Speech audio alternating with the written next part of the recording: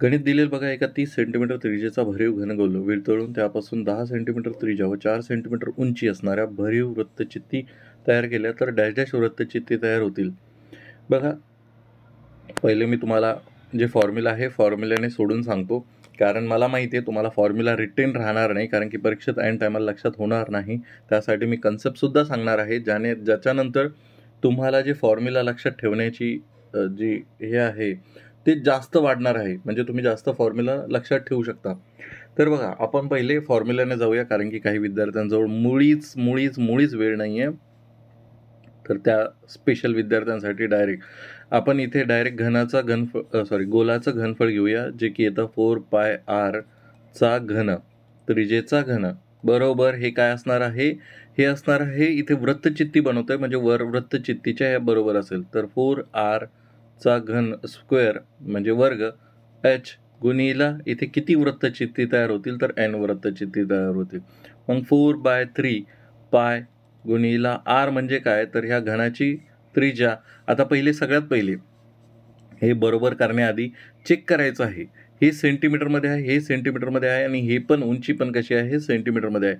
मग सगळ्यात जर सेम असतील तरच ते बरोबर मांडायचं आहे, किंवा एका ह्याच्यामध्ये आणायचं आहे. सेंटीमीटर इथं मीटर असेल तर चेंज करायचं आहे, मिलीमीटर असेल, सेंटीमीटर असेल तर एकाच ह्याच्यात घेऊन यायचं आहे त्यांना, आणि मगच गणित सॉल्व करायचं आहे.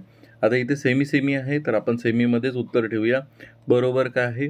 पाय r वर्ग म्हणजे दुसऱ्याची त्रिज्या, म्हणजे वृत्तचित्तीची त्रिज्या किती आहे? 10चा वर्ग गुणिला 4 गुणिला n. किती तयार झाल्या त्या? इथे पाय कॉमन आहे, कटलेला आहे.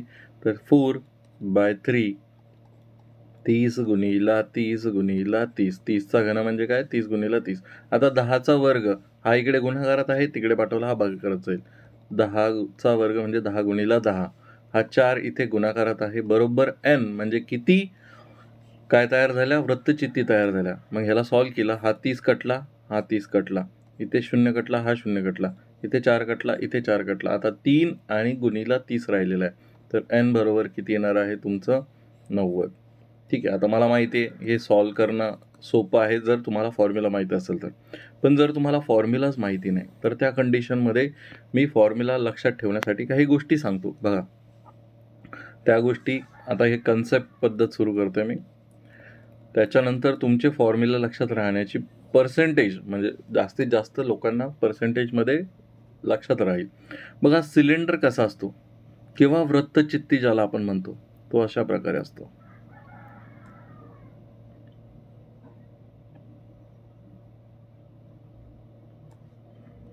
तुमच्या घरात एखादी टाकी बिकी असेल ना, तर त्याला तुम्ही सिलेंडर म्हणू शकता, किंवा तुमच्या हातातला पेन जर त्याचं झाकण आणि ते समोरचं फिरवायचं ते जरी काढलं तुम्ही, काय म्हणतात त्याला, जिथे त्याचा जो शेप आहे तो सिलेंड्रिकल आहे.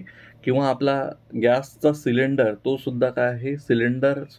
तो सुद्धा सिलेंडर आहे. एखादी काचाची बॉटल जी आहे, आजकाल वेगवेगळ्या शेपमध्ये येतात, पण औषधाची बॉटल पकडा की ती सिलेंड्रिकल असते. तर सिलेंडर म्हणजे काय? तर हा जो वरचा गोल दिसत आहे तो एक प्रकारे काय आहे? हा सर्कल सारखा आहे. हा तुम्हाला असा दिसतोय, पण तो ॲक्च्युली कसा आहे? वरतीहून जर तुम्ही बघितला तर तो अशा प्रकारे दिसेल. तर मग त्याच्यामध्ये तुम्ही काय म्हणाल की ह्याचं जर मला वर्ग एरिया किंवा क्षेत्रफळ काढायचं असेल तर क्षेत्रफळ काय येणार आहे ह्याचा काय क्षेत्रफळ असतं? तर पाय आर वर्ग. काय झालं क्षेत्रफळ? पाय आर वर्ग. कशाचा? तर हे झालं वर्तुळाचं क्षेत्रफळ. पण ह्या वर्तुळाला जर तुम्ही खाली जोडलं, अजून त्याला हाईट दिली, म्हणजे असे 1760 वर्तुळं जोडले, पण किती हाईटने? तर तेवढी हाईट दिली तुम्ही त्याला उंची h, तर तो काय होतो तुमचा? तो सिलेंडर काय होतो? तो तुमचा वृत्तचित्ती तयार होते. काय झाली तयार? वृत्तचित्ती. मग तुम्ही वर्तुळाचं हा क्षेत्रफळ होता, क्षेत्रफळ गुणिला उंची केली की तुम्हाला काय भेटलेलं आहे इथे? पाय आर वर्ग आणि h. हा काय झालं तुमचा? वृत्तचित्तीचं घनफळ झालं. वृत्तचित्तीचे घनफळ बरोबर किती झालं? तर पाय आर वर्ग गुणिला h. हे झालं वृत्तचित्तीचं घनफळ. h काय आहे? ह्याच्यामध्ये उंची आहे, r काय आहे? त्रिज्या आहे. ठीक आहे, आता कळालं ही त्रिज्या आणि हे वेगवेगळं आहे. ठीक आहे. आता ह्याच्यापासून तुम्ही दुसरा एक फॉर्म्युला तयार करू शकता. आता तुम्ही जर लॉजिकली विचार केला तर हा झाला तुमचा सिलेंडर,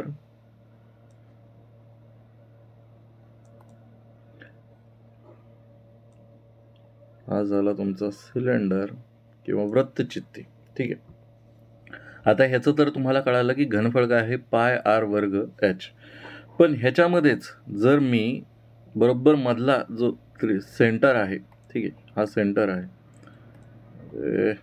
हे वरचा जो सर्कल आहे, ठीक आहे, वरचा हे जे सर्कल आहे, हे जे वर्तुळ आहे वरचं, इथे बरोबर मधल्या सेंटरला केंद्रकावरती मी पॉईंट ठेवला आणि तिथून काय केलं, ह्या कोपऱ्यापर्यंत कापत गेलो आणि ह्या कोपऱ्यापर्यंत कापत गेलो.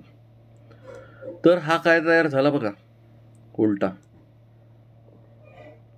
असा तयार झाला तुमचा. आणि खाली काय असणार आहे, वर्तुळ असणार आहे. त्याला मी बाजूला काढलं. आता हा काय झाला तुमचा कोन, किंवा ह्याला काय म्हणतो, सॉरी इंग्लिशमध्ये कोन होईल, मराठीत शंकू. काय तयार झाला तुमचा, कोन तयार झाला, किंवा मराठीमध्ये याला शंकू म्हणतात. तर आता तुम्हाला कळालं, तुम्ही हे कापलं, ठीक आहे, कापलं, मग ह्याची हाईट किती असणार आहे, ह्याची हाईट किती असणार आहे, तुम्ही ही जी हाईट काढणार आहात, ही जी उंची काढणार आहात, ही आणि ही उंची कशी असणार आहे, समान असणार आहे. मग याची उंची किती झाली, तर उंची झाली एच जी होती ती. हे जे आहे त्रिज्या, ही त्रिज्या आणि ही त्रिज्या सेमच असणार आहे, म्हणजे ह्याची रेडियस किंवा त्रिज्या ही समान राहणार आहे. म्हणजे तुम्ही म्हणू शकता की इथे पण काय आहे, आर आहे, इथे हा एच आहे, उंची आहे. मग आता ज्यावेळेस तुम्हाला शंकूचं घनफळ काढायला सांगतील त्यावेळेस काय होईल बघा, मी तुम्हाला थोडंसं लॉजिकल सांगायचा प्रयत्न करतो. हे जे आहे, हे जे तुम्ही तुकडा पाडलाय शंकूचा बाहेर काढला, तर ह्याचं जर घनफळ 1 असेल तर हे उर्वरित जे तुकडे दिसत आहेत तुम्हाला ह्या साईडला, ठीक आहे, हा जो तुकडा दिसत आहे ह्या साईडचा बघा, हा रिकामा तुकडा, हा जो तुकडा दिसत आहे तुम्हाला, हा आणि हा, पहिले ह्याच्यावरती बोलूया. ह्याचं जर घनफळ 1 असेल, म्हणजे ह्याच्यामध्ये समजा 1 लिटर पाणी बसत आहे, या शंकूमध्ये 1 लिटर पाणी बसत आहे, तुम्ही जर टाकलं तर इथे पण 1 लिटर पाणी बसेल, इथे पण किती पाणी बसेल, इथे पण तुमचं 1 लिटर पाणी बसेल, आणि इकडे पण 1 लिटर पाणी बसेल, आणि इथे पण 1 लिटर पाणी बसेल. तर असं एकंदरीत जर तुम्ही विचार केला तर ह्याचं घनफळ टोटल सिलेंडर किंवा काय म्हणतात वृत्तचित्तीचं घनफळ जर तुम्ही 3 मानला तर शंकूचं घनफळ किती होणार आहे, तर हे ऑब्विसली 1 भाग होणार आहे, 3 पैकी 1 भाग होणार आहे. मग तुम्ही काय म्हणू शकता की शंकूचं ज्यावेळेस घनफळ मी काढेल, थोडंसं कॉम्प्लिकेटेड वाटू शकतं, पण सुरुवातीला असंच होणार आहे. शंकूचं घनफळ, नाहीतर तुम्ही पाठ करू शकता. तुम्ही म्हणाल की 1 घनफळ आहे, पण किती पैकी, 3 पैकी 1 घनफळ कोणाचं आहे, शंकूचं आहे. आणि बाकीचा फॉर्म्युला, उंची समान आहे पाय आर वर्ग एच, याचं काय होतं, पाय आर वर्ग एच.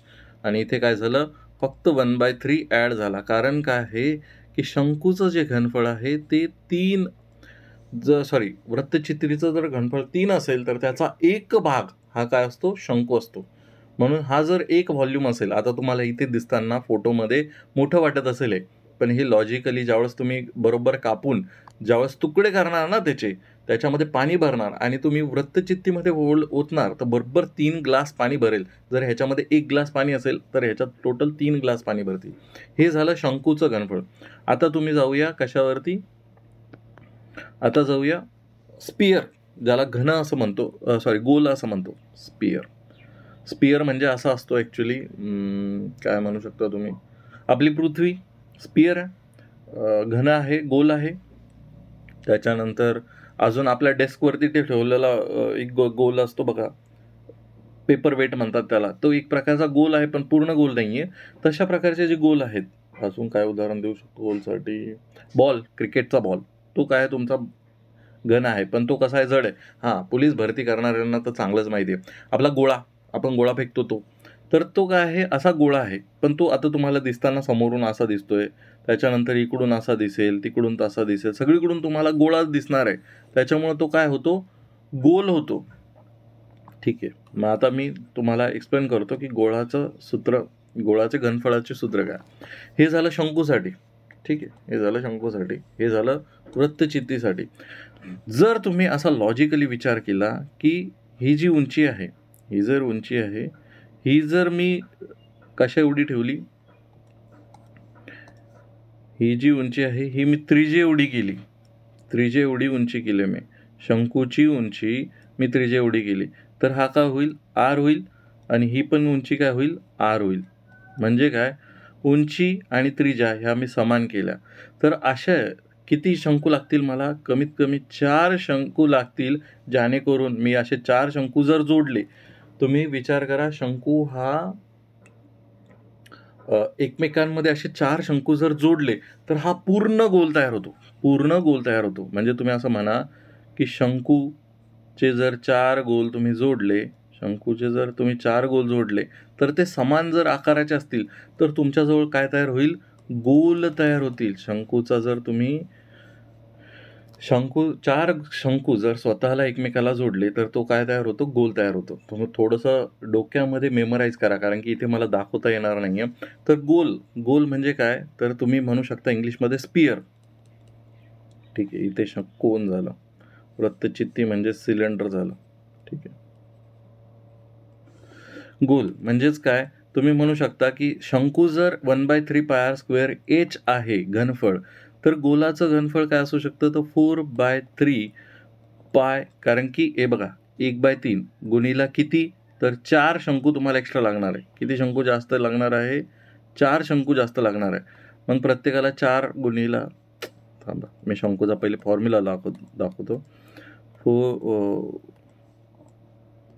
1/3 πr² h गुणीला, इथे मी आता 4 जर शंकू घेतले तर ते काय झाले, घन झाले. मग इथे काय येणार आहे, 4/3 πr², आणि एचची किंमत, उंची ज्यावेळेस त्रिज्या एवढी होईल, उंची ज्यावेळेस त्रिज्या एवढी होईल त्यावेळेसच ते काय होणार आहे, तुमचं गोल होणार आहे. मग याचा घनफळ काय झालं, गोलचा घनफळ किती झाला, व्हॉल्यूम ऑफ स्पियर काय झाला, 4/3 πr³ हा झाला तुमचा फॉर्म्युला.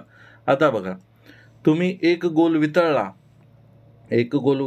जेवढं घन त्याच्यातून निघणार आहे तेवढं जर तुम्ही टाकलं तर एक स्पियर किंवा कितीतरी स्पियर तयार होतील. मग आपण तो फॉर्म्युला बघा काय घेतलेला आहे, इथे काय घेतलेलं आहे बघा, इथे 4/3 πr³ बरोबर πr² h गुणीला n. आता हे फॉर्म्युला थोडासा एक्सप्लेन करतो मी कसं झालं ते. ठीक आहे, इकडेच करतो. म्हणजे माझ्याकडे होता काय, तर घन होता, गोल होता. तर मी त्याचा घन वितळला, तो गोल वितळला, तर तो घन असल्यामुळे वितळला गेला. मग त्याचं मला घनफळ भेटलं. ते घनफळ किती होतं, तर एकूण जेवढं घनफळ असणार आहे गोलचं, तेवढंच मला काय भेटणार आहे, तेवढ्यापासूनच मी काय करणार आहे, तेवढ्या पुरण्याचं मला काय बनवायचं आहे, वृत्तचित्ती बनवायची आहे.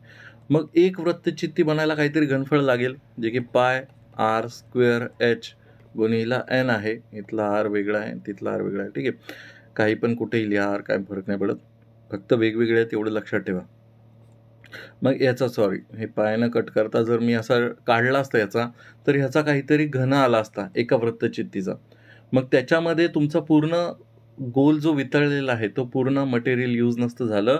म्हणून आपण असे किती गुणू शकतो, किती वृत्तचित्ती तयार करू शकतो, म्हणून आपण गुणीला n इकडं केलेला आहे आणि तो फॉर्म्युलामध्ये टाकून हे उत्तर आलेलं आहे. आशा करतो की थोड्या तरी कन्सेप्ट किंवा हे जे फॉर्म्युले आहेत तुमच्या थोड्या तरी डोक्यात घुसले असतील. आता सध्याच्या घडीला तुम्हाला त्याचा रिझल्ट लगेच भेटणार आहे असं नाही आहे. 10 मिनटं आता वाया घालवलेत किंवा 15 मिनटं वाया गेलेत, मला माहिती नाही. तर त्याचा तुम्हाला फायदा इन्स्टंट होत नसतो कुठल्याही गोष्टीचा, हळूहळूच तुम्हाला कळणार या गोष्टीचा फायदा. ठीक आहे, जर तुमचं कोणताही गणिताचे डाऊट्स असतील, मला पाठवायचे असतील, तर आपला टेलिग्राम ग्रुपचा डाऊट ग्रुप आहे. याच्यावरती तुम्ही तुमचे प्रश्न मला बिंदास पाठवू शकता. आपण नाममात्र फीस 59 रुपयामध्ये इथे मंथली मेंबरशिप चालू केलेली आहे. या मंथली मेंबरशिपमध्ये, मंथली म्हणजे काय, एका महिन्यामध्ये, तर ह्याच्यामध्ये 70+ व्हिडिओ आहेत. ते व्हिडिओ तुम्ही एकाच महिन्यात पूर्ण कोर्स संपवू शकता. आपलं एक व्हॉट्सअप चॅनलसुद्धा आहे, त्याला कनेक्ट करून तुम्ही राईट साईडचा QR कोड स्कॅन करू शकता. धन्यवाद.